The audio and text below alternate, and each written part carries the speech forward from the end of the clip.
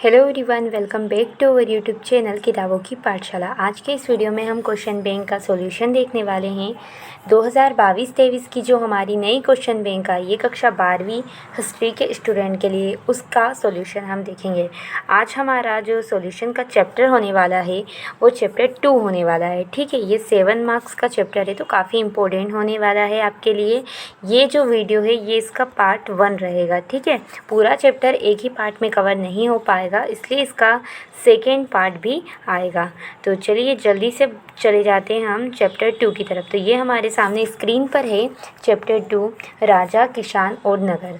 आरंभिक राज्य और अर्थव्यवस्था लगभग 600 ईसा पूर्व से 600 ईस्वी के जो उस समय की जो स्थिति थी उससे संबंधित क्वेश्चन यहाँ पे पूछे जाएंगे। यहाँ पर ध्यान रखना है 3 ऑब्जेक्टिव आएंगे इस चैप्टर से और एक बड़ा लेंथी क्वेश्चन 4 मार्क्स का आएगा। तो शुरू करते हैं। सबसे पहले कुछ स्मरणीय बिंदु है कि इनको आप एक एक करके पढ़ लेना क्योंकि इनकी संख्या बहुत ज़्यादा है। ठीक है, तो आप इनको बिल्कुल अच्छे से पढ़ लेना। चलिए अब देखते हैं सॉल्यूशन को। फर्स्ट क्वेश्चन है सही विकल्प चुनकर लिखिए। तो पहला क्वेश्चन है हमारे सामने, मौर्य साम्राज्य के संस्थापक थे। तो मौर्य साम्राज्य के संस्थापक किसे कहा जाता है, आप सभी को पता है। चंद्रगुप्त को मौर्य साम्राज्य का संस्थापक कहा गया है। ठीक है, उसके बाद बढ़ते हैं नेक्स्ट क्वेश्चन की तरफ। नेक्स्ट क्वेश्चन है सबसे प्रसिद्ध कुषाण जो शासक थे वो कौन थे। तो सबसे प्रसिद्ध कुषाण शासक कनिष्क था। उसके बाद नेक्स्ट क्वेश्चन है निम्न में से ईस्ट इंडिया कंपनी के टकसाल में अधिकारी कौन थे। तो जेम्स प्रिंसेप। उसके बाद अगला क्वेश्चन है ब्राह्मी खरोष्टी लिपि का अर्थ किस वर्ष निकाला गया। तो ये जो ब्राह्मी और खरोष्टी लिपि का अर्थ है ये 1838 में निकाला गया। नेक्स्ट है सर्वप्रथम अभिलेख किस भाषा में लिखे गए थे। तो ये प्राकृत भाषा में लिखे गए थे। उसके बाद सती प्रथा के साथ वाला प्रथम अभिलेख कहाँ मिला। एरन सागर में। ठीक है, मध्य प्रदेश में जो सागर जिला है वहाँ के एरन में मिला है। उसके बाद अर्थशास्त्र के रचयिता कौन थे। तो अर्थशास्त्र के रचयिता कौटिल्य को कहा जाता है। कौटिल्य कौन, चाणक्य। उसके बाद मौर्य वंश की स्थापना किस वर्ष की गई थी। तो मौर्य वंश की स्थापना 321 ईसा पूर्व में की गई थी। देन हमारा क्वेश्चन आता है वर्तमान में कलिंग कहाँ स्थित है। तो ये उड़ीसा में स्थित है।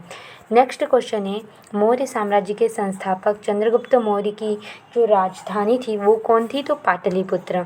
उसके बाद प्रयाग प्रस्तुति के लेखक कौन है। तो प्रयाग प्रस्तुति के लेखक है हरिशेन। उसके बाद नेक्स्ट है बौद्ध धर्म का विस्तार सर्वाधिक किस शासनकाल में हुआ। तो अशोक के शासनकाल में हुआ।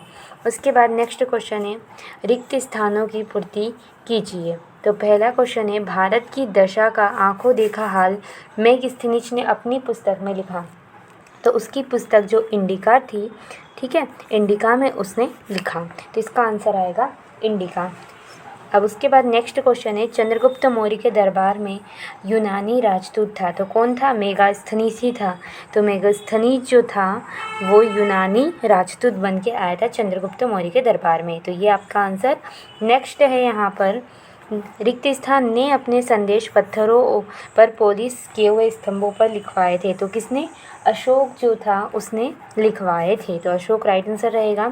समुद्रगुप्त के राजकवि कौन थे। तो हरिशेन जो है वो समुद्रगुप्त के राजकवि है। तो आंसर रहेगा हरिशेन। नेक्स्ट क्वेश्चन है घर का मुखिया होता था। तो घर के मुखिया को कहते थे गृहपति। ठीक है, घर का पति यानी कि घर का मेन आदमी या घर का मुखिया। उसके बाद आरंभिक भारत का सबसे प्रसिद्ध विधि ग्रंथ कौन था। तो उस टाइम पे जो विधि ग्रंथ प्रसिद्ध था वो था मनुस्मृति। उसके बाद हर्षवर्धन के राज्य कवि थे। हर्षवर्धन किस के राज्य कवि कौन थे। तो बहुत ही प्रसिद्ध कवि है बाणभट्ट। ठीक, तो ये वहाँ के राज्य कवि थे। उसके बाद प्रभावती गुप्त की शादी राज परिवार में हुई थी। तो वाकाटक जो नरेश थे, वाकाटक राज परिवार में हुई थी। तो वाकाटक आएगा आंसर। उसके बाद सांची के स्तूप का निर्माण किसके शासनकाल में हुआ था। तो ये हुआ था अशोक के शासन काल में। ठीक है, उसके बाद नेक्स्ट क्वेश्चन है सिक्के को अध्ययन को कहते हैं। तो सिक्के का अध्ययन को क्या कहा जाता है, मुद्रा शास्त्र। ठीक है, तो ये हमारे जो रिक्त स्थान है यानी कि फिलिंग द ब्लैंक्स है वो भी कंप्लीट हो चुके हैं। अब बढ़ते हैं थर्ड क्वेश्चन की तरफ। थर्ड क्वेश्चन में हमारे हैं सत्य असत्य। ठीक है, तो चलिए इनको देखते हैं। छठी शताब्दी में 16 महाजनपदों में भारत बटा था, तो जी हाँ सत्य। प्रयाग प्रशस्ति की जो रचना है वो बाणभट्ट ने की थी, तो जी नहीं असत्य। नेपोलियन की तुलना समुद्रगुप्त से की जाती है, तो जी हाँ सत्य। उसके बाद मेगस्थनीज चंद्रगुप्त मौर्य के शासनकाल में भारत आया था, तो जी सत्य। मौर्य वंश का अंतिम शासक अशोक था, तो नहीं वृहदत्त था, ठीक है। उसके बाद प्रभावती गुप्त वाकाटक वंश की राजकुमारी थी, तो नहीं, वो वहाँ की क्या थी, वहाँ की बहू बन के वहाँ पर गई थी। उसके बाद कुषाण शासकों ने देवपुत्र की उपाधि धारण की थी, तो जी हाँ इसका आएगा सत्य। उसके बाद सम्राट अशोक ने सुदर्शन झील का जीर्णोद्धार करवाया था, जो सम्राट अशोक थे उन्होंने, तो इसका आएगा असत्य। उसके बाद भूमि का वह भाग जो ब्राह्मणों को दान में दिया जाता है अग्रहार कहलाता है, तो जी हाँ इसका आएगा सत्य। फिर प्रथम शताब्दी ईस्वी में सोने के सिक्के कुषाण राजाओं द्वारा जारी किए गए थे, तो जी हाँ सत्य। तो इस तरीके से सत्य असत्य भी कंप्लीट होते हैं। बढ़ते हैं सही जोड़ियों की तरफ। तो जैसा कि आप स्क्रीन पर देख सकते हैं, हमारी पहला है मौर्य वंश। तो मौर्य वंश के जो शासक थे वो कौन थे, चंद्रगुप्त, तो पहला आएगा चंद्रगुप्त। फिर है शुंग वंश, तो शुंग वंश के शासक कौन थे, तो पुष्यमित्र। उसके बाद आएगा कुषाण, तो कुषाण में सबसे प्रसिद्ध शासक कौन हुआ है, तो कनिष्क। उसके बाद नंद वंश, तो नंद वंश के शासक कौन थे, तो महापद्मनंद। उसके बाद इंडिका, तो इंडिका किसने लिखी, मेगिस्थनीज ने। उसके बाद प्रयाग प्रशस्ति की रचना किसने की, तो हरिसेन ने, ठीक है। उसके बाद अगला है यहाँ पर अर्थशास्त्र, तो अर्थशास्त्र की रचना किसने की, तो कौटिल्य ने की। उसके बाद देवपुत्र की उपाधि किसने धारण की थी, तो कुषाणों ने। मुद्रा शास्त्र किसे कहते हैं, सिक्कों का अध्ययन। और बाणभट्ट तो हर्ष चरित्र की रचना की, ठीक है, हर्षवर्धन के राजकवि थे इसलिए। तो स्क्रीनशॉट ले लीजिए, सारे के जो नंबर्स वाइज है वो मैंने लिख दिए हैं सामने, तो जल्दी से स्क्रीनशॉट। चलिए बढ़ते हैं नेक्स्ट क्वेश्चन में। एक वाक्य में उत्तर दीजिए। प्रश्न क्रमांक 5 में आ चुके हैं हम। पहला क्वेश्चन है, अशोक किस धर्म का अनुयायी था, तो आप सभी को पता है अशोक बौद्ध धर्म का अनुयायी था, ठीक है। कलिंग युद्ध के बाद उसने अपना धर्म परिवर्तन कर बौद्ध धर्म का वह अनुयायी बन गया था। नेक्स्ट है, मेगास्थनीज कौन था, तो जो मेगास्थनीज था वो चंद्रगुप्त मौर्य के दरबार में आया एक राजदूत था। कौन सा राजदूत, तो यूनानी राजदूत, ठीक है। तो मैं इसको स्क्रीन पर शो कर दूंगी, आप स्क्रीनशॉट ले लीजिएगा। चलिए, इंडिका नामक पुस्तक किसने लिखी थी, तो इसका आंसर आपके सामने ही, मेगास्थनीज ने इंडिका नामक पुस्तक लिखी थी। तो आप क्या कर देंगे, मेगास्थनीज किसने की जगह, ठीक। अब बढ़ते हैं आगे।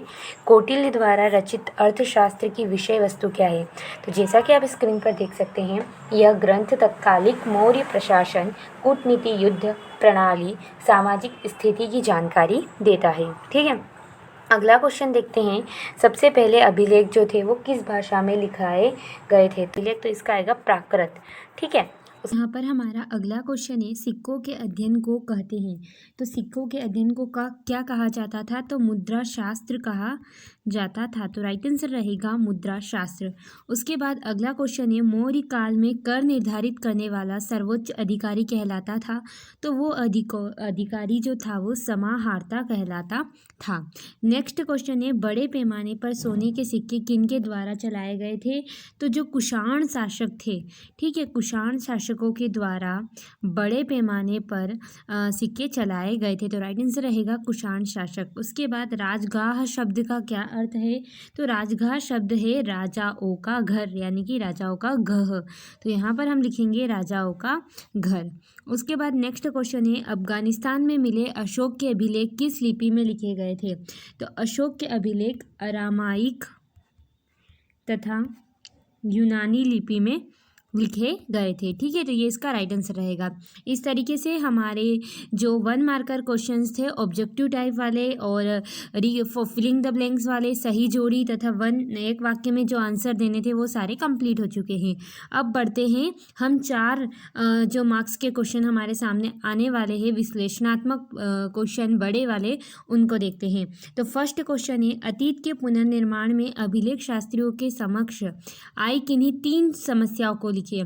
यानी कि जब अभिलेख शास्त्री होते हैं जो वो जब इतिहास के बारे में और खोज करते हैं तो उन्हें कुछ समस्याएं आती है अभिलेखों से जुड़ी हुई, तो वो समस्या क्या है वो बताना है। तो चलिए इसके आंसर को जल्दी से देख लेते हैं।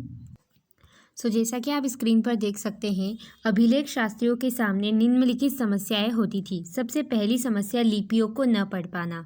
देखो, अभिलेख शास्त्री क्या होते थे, कभी कभी लिपियों को नहीं पढ़ पाते थे, यानी कि जो अभिलेख रहते हैं उन पे जो जिस भाषा में लिखा गया उसकी एक लिपि होती है, तो उस लिपि को बहुत बार नहीं समझ पाते थे। एग्जाम्पल अगर हम देखें तो जैसे हड़प्पा की जो लिपि थी, एकदम चित्रात्मक लिपि थी, तो उसको आज तक अभिलेख शास्त्रियों के द्वारा नहीं पढ़ा जा सकता। तो फर्स्ट प्रॉब्लम जो उनके सामने आती थी, लिपियों को न पढ़ पाना।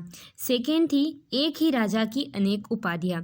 प्राचीन समय में क्या होता था कि एक ही राजा रहता था, लेकिन उनके भिन्न भिन्न नाम दे देते हैं, उनके काम के हिसाब से उनको कुछ उपाधियाँ प्रतीक दे देते थे, और फिर उन्हीं नाम प्रतीकों का उपयोग अभिलेख लिखने के लिए भी किया जाता था। इससे क्या होता था, अभिलेख शास्त्रियों को अर्थ निकालने में कठिनाई आती थी, क्योंकि एक ही राजा के अलग अलग नाम है, अब अलग अलग अभिलेख में अलग अलग नाम दे दिए। अब अभिलेख शास्त्री को समस्या उत्पन्न हो जाती थी कि ये कब लिखा गया, किस संदर्भ में लिखा गया और कौन से राजा का है। ठीक है, तो इस तरीके से एक ही राजा के जब अनेक नाम लिखे जाते थे तो उसके कारण समस्या उत्पन्न हुई। थर्ड होता है एक ही युग में भिन्न भिन्न लिपियों का प्रयोग करना। अब ये क्या है, देखो एक ही टाइम पीरियड चलता है, मान लो अशोक जो राजा है उसका टाइम पीरियड चल रहा है, लेकिन यहाँ पे बात क्या हो रही है कि स्थान के साथ साथ क्या करते थे लोग, अलग अलग लिपि, कहीं पे ब्राह्मी लिपि का, कहीं पे यूनानी लिपि का प्रयोग कर रहे हैं। ठीक है, तो कई बार एक ही राजा तथा उसके वंश से संबंधित अभिलेखों में भिन्न भिन्न भाषाओं तथा लिपियों का प्रयोग मिलता था, जिसके परिणाम स्वरूप अभिलेख शास्त्रियों को कठिनाई का सामना करना पड़ता है। तो ये थर्ड जो प्रॉब्लम आती थी वो। और फोर्थ प्रॉब्लम है तकनीकी समस्या। ये क्या है, देखो क्या क्या होता है, इतने साल पुराने अभिलेख रहते हैं तो अभी कुछ हिस्से टूट जाते हैं, ठीक है, कुछ हिस्से नष्ट हो जाते हैं, या फिर कुछ जो लिखा होता है वो थोड़ा हल्का पड़ जाता है, जिसके कारण भी अभिलेख शास्त्रियों को समस्या होती है। तो ये इसका आंसर है, 4 नंबर का आंसर है। 4 पॉइंट में अच्छे से लिखना, फुल मार्क्स आपको मिलने वाले हैं, तो प्लीज़ स्क्रीनशॉट ले लीजिए इसका। चलिए बढ़ते हैं अपनी क्वेश्चन बैंक की तरफ।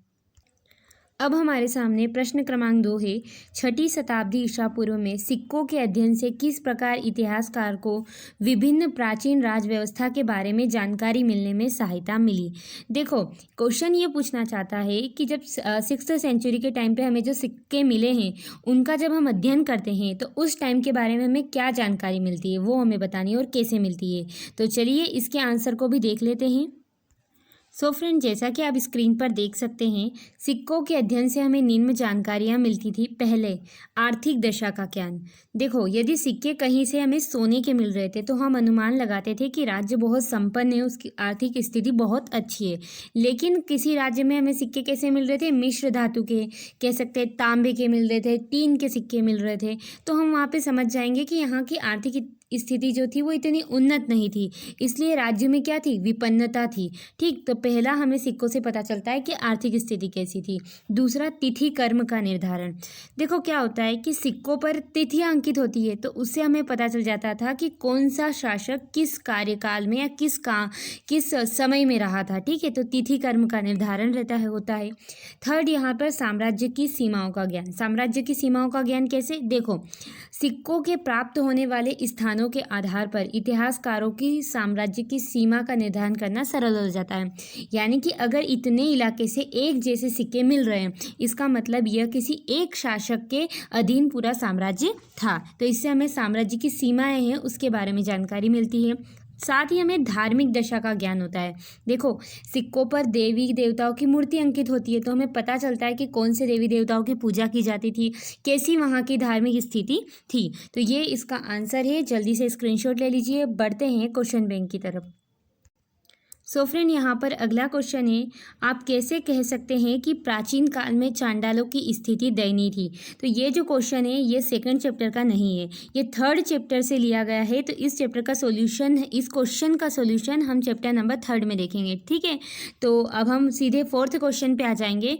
4th क्वेश्चन है हमारा कि महाजनपद की प्रमुख विशेषता बताइए। जो 6th सेंचुरी के टाइम पे महाजनपद उभर कर आ रहे थे उनकी क्या विशेषता है। तो चलिए एक एक कर उनको भी देख लेते हैं। जैसा कि आप स्क्रीन पर देख रहे हैं, महाजनपदों की प्रमुख विशेषताएं। पहली विशेषता है, जो अधिकांश महाजनपद थे उनमें किसका शासन था? राजा का शासन था। संघ और गण के नाम से प्रसिद्ध छोटे छोटे भी राज्य थे जहां पर समूह शासन का मतलब होता है कोई एक व्यक्ति शासन न करके एक पूरा ग्रुप शासन करता हो। ठीक है, तो पहली विशेषता राजा का शासन होता था। दूसरा, जो महाजनपद था उनकी एक बहुत बड़ी यानी कि बहुत विशाल राजधानी होती थी, जिनको किलेबंदी के द्वारा चारों तरफ से घेरा जाता था। ठीक है, और थर्ड विशेषता यह है कि जैन तथा बौद्ध ग्रंथों में इन महाजनपदों का हमें उल्लेख मिलता है। उसके बाद आरंभिक ग्रंथों में 16 महाजनपद का उल्लेख है, जिनमें मुख्यतः गुरु, पांचाल, गांधार, मगध, अवंती शामिल है। पांचवी विशेषता है कि महाजनपदों की अपनी एक सेना है, प्रशासनिक व्यवस्था तंत्र है जो उसकी सुरक्षा के लिए आवश्यक होते थे। तो ये हो गई महाजनपदों की विशेषता है। जल्दी से इनका स्क्रीनशॉट ले लीजिए। बढ़ते हैं नेक्स्ट क्वेश्चन की तरफ। अब अगला क्वेश्चन यहाँ पर है हमारा कि वर्णित उत्तर वैदिक काल में कृषि के तौर तरीकों में किस हद तक परिवर्तन आया। क्या होता है कि उत्तर वैदिक काल में यानी कि 6वीं शताब्दी में कृषि के तौर तरीके बदले जाते हैं ताकि कृषि उत्पादकता में वृद्धि हो। तो वो जो परिवर्तन कृषि के क्षेत्र में आए उनको देखना है। तो चलिए इसके आंसर को भी देख लेते हैं। जैसा कि फ्रेंड आप स्क्रीन पर देख सकते हैं, वर्णित काल में कृषि के तौर तरीकों में बहुत परिवर्तन हुआ। सबसे पहले हलों का प्रचलन, स्पेशली लोहे के फाल वाले हलों का प्रचलन। देखो, उपज बढ़ाने का एक तरीका था हलों का प्रचलन। 6वीं शताब्दी ईसा पूर्व से गंगा कावेरी के उर्वर कछारी क्षेत्र में हल का प्रयोग शुरू हो गया था। जहाँ भारी मात्रा में वर्षा होती थी वहाँ लोहे के फाल वाले हलों का प्रयोग होने लगा था। तो पहला जो परिवर्तन आया था ये कि लोहे के फाल वाले हलों का प्रयोग होने लगा था। दूसरा, धान की रोपाई। गंगा की जो घाटियाँ थी वहाँ पे धान की रोपाई हो जाती थी, जिससे उपज में भारी वृद्धि होने लगी। धान की रोपाई उस क्षेत्र में होती थी जहाँ पर पानी क्या हो, ज़्यादा हो। ठीक है, तीसरा परिवर्तन आया कुदाल का प्रयोग। जो कुदाल एक उपकरण होता है खेती से जुड़ा हुआ, तो उसका प्रयोग उस टाइम पे बढ़ने लगा। खास करके जो पर्वतीय क्षेत्र में लोग रहते थे वे कुदाल का प्रयोग करने लगे। खेती के लिए कुदाल का उपयोग किया जाने लगा। इस ऐसे इलाके के लिए यह अधिक उपयोगी था जहाँ पर पर्वतीय उपमहाद्वीप के पूर्वोत्तर क्षेत्र में। ठीक है, तो कुदाल का प्रयोग। चौथा जो महत्वपूर्ण परिवर्तन आया वो सिंचाई व्यवस्था में आया। अब देखो क्या हुआ, उपज बढ़ाने के लिए कुएं, तालाब और कहीं कहीं नहरों के माध्यम से सिंचाई करना शुरू कर दिया था। और ये जो कुएं थे ये कृषक समुदाय द्वारा निर्मित किए जाने लगे थे। उसके साथ ही नवीन प्रौद्योगिकी का प्रयोग किया जाने लगा। उत्तर वैदिक काल में कई नई तकनीकों का प्रयोग होना शुरू हुआ, जिससे वर्णित काल में कृषि के तौर तरीके बदले और कृषि उपज में वृद्धि हुई। तो ये इसका आंसर है।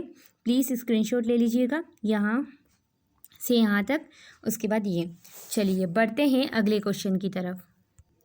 फ्रेंड, अब यहाँ पर अगला क्वेश्चन है प्रश्न क्रमांक 6। प्राचीन काल में ग्रामीण समाज को समझने के लिए जो भूमि के अनुदान से संबंधित हमें शिलालेख प्राप्त हुए थे वो कैसे सहायक है। तो चलिए इसके आंसर को भी देखते हैं। फ्रेंड, जैसा कि आप स्क्रीन पर देख सकते हैं, सबसे पहले हम ये समझते हैं कि भूमिदान अभिलेख होते क्या है। तो देखो क्या हुआ, आरंभिक शताब्दियों से ही हमें भूमिदान के प्रमाण मिलते हैं। इनमें से कई का उल्लेख अभिलेखों से मिलता है और इनमें से कुछ अभिलेख पत्थरों पर लिखे हुए हैं, तो इन्हीं को भूमिदान अभिलेख कहते हैं। और कुछ ताम्रपत्रों पर भी लिखे हुए हैं। ठीक है, तो इन अभिलेखों से हमें ग्रामीण समाज को समझने में सहायता मिलती है। कैसे, देखो, सबसे पहले ग्रामीण समाज में ब्राह्मण, किसान तथा अन्य प्रकार के वर्ग शामिल थे जो शासकों या उनके प्रतिनिधियों को कई प्रकार की वस्तुएं प्रदान करते थे। ये जानकारी हमें कहाँ से मिली, तो अभिलेख से मिली। ठीक है, उसके बाद अभिलेखों के अनुसार इन लोगों को गांव के नए प्रधान की आज्ञाओं का पालन करना पड़ता था। संभवतः अपने भुगतान उसे ही देने पड़ते थे। ये जानकारी भी हमें अभिलेखों से मिली। भूमिदान अभिलेख देश के कई हिस्सों से प्राप्त हुए, जिनसे स्पष्ट होता है कि दान में दी गई भूमि की माप में अंतर है। कई छोटे टुकड़े हैं तो कई बड़े क्षेत्र है। ठीक है, उसके साथ ही इतिहासकारों का मानना है कि भूमिदान शासक वंश द्वारा कृषि को नए क्षेत्र में प्रोत्साहित करने की एक रणनीति थी। तो कुछ का मानना है राजा समर्थन जुटाने के लिए भूमि का दान करते थे।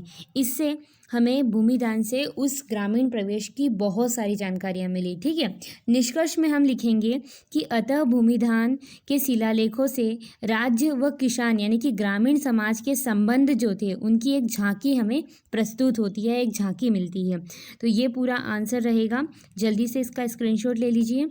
सबसे पहले यहाँ से यहाँ तक पहला पॉइंट, उसके बाद दूसरा, तीसरा और चौथा पॉइंट, उसके बाद ये निष्कर्ष भी आप लिख देना। चलिए बढ़ते हैं नेक्स्ट क्वेश्चन की तरफ। हमारे सामने अगला प्रश्न है, प्रश्न क्रमांक 7। अशोक द्वारा अपने अधिकारियों और प्रजा के लिए दिए गए संदेशों की वर्तमान संदर्भ में प्रासंगिकता लिखनी है।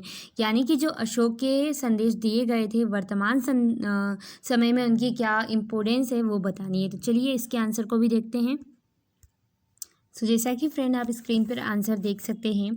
भूमिका, अशोक बौद्ध धर्म का अनुयायी था, परंतु जिन सिद्धांतों का उन्होंने देश विदेश में प्रचार किया वे किसी धर्म विशेष से संबंधित नहीं थे। ठीक है, जो अशोक एक बहुत ही मतलब क्रूर राजा था, वो बाद में क्या करता है, बौद्ध धर्म का अनुयायी बन जाता है और ऐसे सिद्धांत देते हैं जो किसी एक धर्म का समर्थन न करे बल्कि सभी मनुष्यों के जीवन में विकास के लिए जो आवश्यक थे ऐसे सिद्धांत उन्होंने अशोक ने दिए।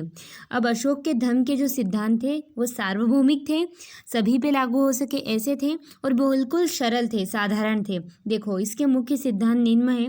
पहले, बड़ों का सदैव आदर करना और सत्य बोलना। सन्यासी तथा भिक्षुओं के लिए उदारता की भावना रखना। दासों तथा सेवाओं के प्रति उदार रहना। सभी धर्मों का आदर व सम्मान करना। जानवरों पर अत्याचार न करना और अहिंसा का पालन करना। तो ये अशोक के धर्म के सिद्धांत थे। अब देखो अशोक ने धम्म सिद्धांतों के प्रचार प्रसार के लिए धम्म महामात की नियुक्ति की थी, एक अधिकारी की। ठीक है, अभिलेखों का निर्माण भी करवाया था। अब इसकी प्रासंगिकता को समझते हैं। तो देखो हमारे जो प्रथम प्रधानमंत्री हुए उन्होंने कुछ बातें कही अशोक के धर्म के बारे में। उन्होंने एक स्टेटमेंट दी थी, कहा था कि भारत के प्रथम प्रधानमंत्री पंडित जवाहरलाल नेहरू ने लिखा है कि उनके धर्मोपदेश यानी कि अशोक के जो धर्म उपदेश है आज भी हमसे एक ऐसी भाषा में बात करते हैं जिन्हें हम समझ सकते हैं और उनसे हम बहुत कुछ सीख सकते हैं। ठीक है, तो ये स्टेटमेंट दिया था पंडित जवाहरलाल नेहरू ने। तो इसको आपको आपके आंसर में ज़रूर लिखना है। उसके बाद अशोक का जो धर्म था वस्तुतः एक नैतिक संहिता थी। ठीक है, एक आदर्श थे, एक मूल्य थे जिनका उद्देश्य क्या था, लोगों में प्रेम, नैतिकता, शांति तथा सामाजिक उत्तरदायित्व की भावना को जगाकर अपने विशाल साम्राज्य में शांति बनाए रखना या जिसकी आज नितांत आवश्यकता है। तो उनका जो काम था, उनके जो सिद्धांत थे वो आज के टाइम पे बहुत इम्पोर्टेंट है, क्योंकि आज भी हमें ज़रूरी है कि लोगों में शांति रहे, प्रेम रहे, भाईचारा रहे। ठीक है, तो इस तरीके से हम कह सकते हैं कि आज भी अशोक के सिद्धांत की प्रासंगिकता है। तो ये इस तरीके से रहेगा। अंत में आपको निष्कर्ष में लिख देना है, अशोक ने सभी धर्मों के आचार मूलक धर्मों को धम्म में समाहित किया, इसलिए अशोक का धर्म आज के परिवेश के लिए प्रासंगिक है। तो ये पूरा आंसर है। स्क्रीनशॉट ले लीजिए। यहाँ से शुरुआत होगी, सबसे पहले यहाँ से स्क्रीनशॉट, उसके बाद इसका स्क्रीनशॉट और फिर इसका। तो चलिए बढ़ते हैं नेक्स्ट क्वेश्चन की तरफ। सो फ्रेंड, अब हमारे सामने है प्रश्न क्रमांक 8। आरंभिक भारतीय इतिहास में 6ठी शताब्दी ईसा पूर्व को एक महत्वपूर्ण परिवर्तनकारी काल क्यों माना जाता है, स्पष्ट कीजिए। देखिए, जो 6ठी शताब्दी ईसा पूर्व का समय है उसे बहुत मतलब परिवर्तनकारी काल माना जाता है। तो क्यों? तो चलिए इसके आंसर को देखते हैं। सो जैसा कि आप स्क्रीन पर देख रहे हैं, आरंभिक इतिहास में 6ठी शताब्दी काल सबसे महत्वपूर्ण माना जाता है, क्योंकि इसी समय क्या हुआ था, नए नए राज्यों और नगरों का उदय हुआ था, लोहे का प्रयोग बढ़ा था, सिक्कों का अत्यधिक विकास हुआ था इसी टाइम पे, धर्मशास्त्र की रचना हुई थी। ठीक है, उसके साथ ही जैन और बौद्ध तथा अन्य विचारधाराओं का भी विकास हुआ था। तो इतने सारे परिवर्तन आए थे, इसलिए इसको बहुत ही महत्वपूर्ण समय माना जाता है। तो ये इस क्वेश्चन का आंसर है। जल्दी से स्क्रीनशॉट। बढ़ते हैं नेक्स्ट क्वेश्चन की तरफ। सो फ्रेंड, अब हमारे सामने प्रश्न क्रमांक 9 है। किन तरीकों से प्राचीन काल में राजा उच्च प्रतिष्ठा प्राप्त कर लेते थे? तो चलिए इसके आंसर को भी देखते हैं। सो फ्रेंड, जैसा कि आप स्क्रीन पर देख सकते हैं, क्वेश्चन ये है कि प्राचीन काल में राजा जो थे वो उच्च प्रतिष्ठा कैसे प्राप्त करते थे। तो देखो क्या करते थे, राजा अपनी तुलना देवताओं से करते थे, यानी कि देविक राजा प्रथा के माध्यम से राजा समाज में उच्च स्थिति प्रदान करने का महत्वपूर्ण साधन मानते थे। इसके अंतर्गत राजा स्वयं को देवी देवताओं के साथ जोड़ते थे। इसमें राजा अपने नाम के आगे देवपुत्र, देवतुल्य नामक उपाधि जोड़ते थे। ठीक है, इस तरीके से वो समाज में अपनी एक प्रतिष्ठा बढ़ाते थे। उदाहरण के लिए वो इस प्रथा का सर्वश्रेष्ठ उदाहरण अगर हम देखें तो कुषाण शासकों ने प्रस्तुत किया है। मथुरा के पास माट के देव स्थान पर, मथुरा में एक माट स्थान है, वहाँ पर एक मंदिर है, देव स्थान यानी मंदिर, वहाँ पर कुषाण शासकों की प्रतिमा मिली है। साथ ही अफगानिस्तान का एक मंदिर है, यानी कि देवताओं का स्थान है, वहाँ पर भी कुषाणों की मूर्ति मिली है, जो यह संकेत करती है कि कुषाण स्वयं को देवतुल्य समझते थे। साथ ही कुषाण शासकों ने अपने नाम के आगे देवपुत्र की उपाधि लगाई थी। संभवतः वह उस चीनी शासकों से प्रेरित थे जो स्वयं को स्वर्गपुत्र कहते थे। अब यहाँ पर प्रश्न क्रमांक 10 है, पनपते हुए शिल्प और वाणिज्य तथा मुद्रा के बढ़ते प्रयोग ने मौर्योत्तर काल में उत्तर भारत के नगरों की समृद्धि को प्रोत्साहित किया। इसको हमें स्पष्ट करना है। तो चलिए इसके आंसर को भी देखते हैं। जैसा कि आप स्क्रीन पर आंसर देख सकते हैं, सबसे पहले आपको भूमिका लिखनी है कि उत्तर मौर्य काल में विकसित हो रहे शिल्प कला, वाणिज्य, व्यापार तथा मुद्रा के बढ़ते प्रयोग ने इस काल के असंख्य नगरों के विकास तथा उनकी समृद्धि को बढ़ाने में योगदान दिया। उत्तर भारत के सभी महत्वपूर्ण नगर जैसे पाटलिपुत्र, वैशाली, वाराणसी, कौशाम्बी, श्रीवस्ती, हस्तिनापुर, मथुरा, इंद्रप्रस्थ, पुराना किला नई दिल्ली का आदि का तत्कालीन साहित्यिक ग्रंथों में हमें उल्लेख मिलता है। चीनी यात्री जो होन्सोंग, फायान, इतिसिंग के विवरण अगर हम देखें तो इन नगरों के होने की पुष्टि होती है। इनमें से अधिकतर नगर प्रथम द्वितीय शताब्दी ईस्वी में कुषाण युग में फले फूले। खुदाई में मिली कुषाण कालीन बढ़िया इमारतें इस बात की पुष्टि करती है कि बिहार राज्य के कई स्थल जैसे मसोन यानी कि गाजीपुर, चिरंद, सोनपुर, बक्सर और पूर्वी उत्तर प्रदेश का गाजीपुर कुषाण काल में बहुत समृद्ध हुए, यानी कि ये नगरों का काफ़ी विकास हुआ। इनमें चिरनंद नगर संभवतः सर्वाधिक समृद्ध था, क्योंकि यहाँ पकी हुई ईंटों के बने बहुत बढ़िया मकान भी मिले हैं। इसी तरह उत्तर प्रदेश के शोहगोरा, भिंडा, अंतरजी, खेरा, मेरठ, मथुरा तथा मुजफ्फरनगर की उन्नति पर भी थे। हरियाणा राज्य में जहाँ उत्खनन हुआ वहाँ बढ़िया किस्म की ईंटों की बनी इमारतें प्रमाणित हुई है और यहाँ भी शहरी बस्तियाँ खूब पनप रही थी। निष्कर्ष में हम कहेंगे भारतीय इतिहास में मौर्योत्तर काल को यद्यपि संपूर्ण देश को राजनीतिक एकता के सूत्र में बांधने की दृष्टि से अधिक महत्वपूर्ण नहीं माना जाता, लेकिन कला, शिल्प, व्यापार और साहित्य की प्रगति की दृष्टि से महत्वपूर्ण रूप में देखा जाता है। तो ये पूरा इसका आंसर है। स्क्रीनशॉट ले लीजिए यहाँ से यहाँ तक, उसके बाद यहाँ से यहाँ तक। चलिए बढ़ते हैं क्वेश्चन बैंक की तरफ। आज के इस वीडियो में प्रश्न क्रमांक 10 तक ही हम क्वेश्चंस का सॉल्यूशन देखेंगे। जो आगे के हमारे क्वेश्चंस है इनको हम पार्ट 2 में देखेंगे। ठीक है, पार्ट 2 में इनको देखेंगे। पार्ट 1 है ये वाला जिसमें हमने ऑब्जेक्टिव टाइप और प्रश्न क्रमांक 10 तक के सारे क्वेश्चंस का सॉल्यूशन देख लिया है। तो ये हमारा चैप्टर 2 था। आई होप ये सॉल्यूशन आपको पसंद आया होगा। अगर पसंद आया है तो प्लीज़ वीडियो को लाइक करें, अपने फ्रेंड के साथ शेयर करें। शेयर क्यों करें, इसके 2 रीज़न हैं। पहला रीज़न ये है कि मैंने इसमें क्वेश्चन का एक्सप्लेनेशन दिया है ताकि उनको चैप्टर को समझने में सहायता मिले। सेकेंड जो मेजर इम्पोर्टेंट जो रीज़न है वो ये है कि आपकी जो क्वेश्चन बैंक में है वो सारे इम्पोर्टेंट क्वेश्चन हैं जिनसे ये पता चलता है कि आपकी बोर्ड एग्जाम में मतलब इस क्वेश्चन बैंक से 90% क्वेश्चंस आने की संभावना है। इससे आप सभी के बहुत अच्छे मार्क्स आ पाएंगे। तो प्लीज़ इसे अपनी फ्रेंड्स के साथ शेयर करें, आप भी इसे पूरी तरीके से सोल्व करें।